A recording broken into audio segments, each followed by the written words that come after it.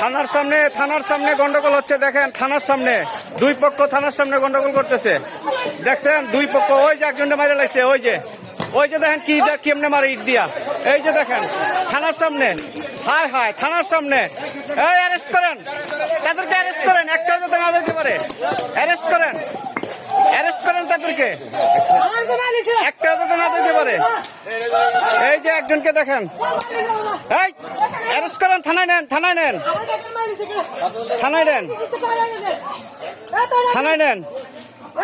দেখেন থানার সামনে এসে কি অবস্থা। দেখেন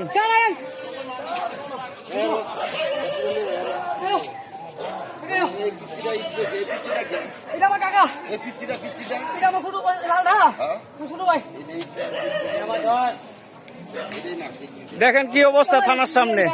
কত বড় সাহস। দেশের আইন আজকে কোথায় দেখেন। আইন শৃঙ্খলা বাহিনীকেও মানে না।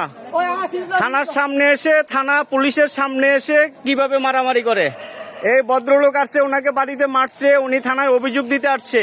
প্রতিপক্ষের লোকজন থানায় এসে আবার পুনরায় তাকে হামলা করছে। কত বড় সাহস। তারা চলে গেছিল, তাদেরকে ওইখানে রাস্তায় হামলা করছে, তারা ভয়ে আবার থানায় আসছে।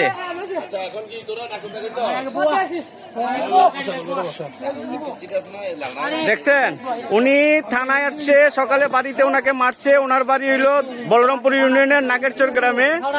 ওনাকে মারছে, উনি অভিযোগ দিতে আসছে থানায়। অভিযোগ দিয়ে উনি বাড়িতে চলে যাচ্ছিলেন, রাস্তায় তাদের উপরে হামলা করছে। তারা ভয়ে পুনরায় থানায় আসছে। থানায় আসার পরে আবার তাদের উপরে ওই প্রতিপক্ষের লোকজন আইসা হামলা করছে। এইগুলি কারা? এই কামালের ছেলে তাহের আছে এখানে। এই তাহের আলী আছে রে, এখানে তাহের আলী আছে।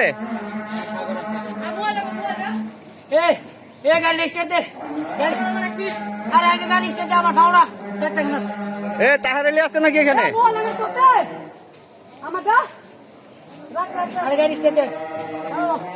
কি অবস্থা দেখেন।